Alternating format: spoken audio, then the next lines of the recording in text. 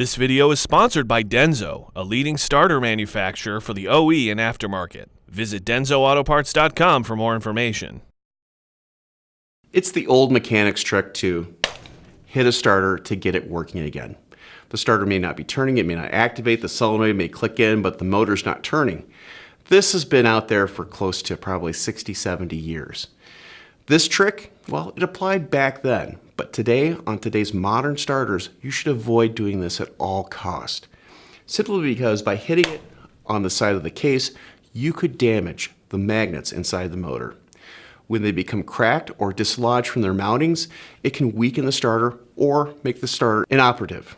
Also, you can damage the wiring, the solenoid, and other things on the starter by hitting it with a hammer.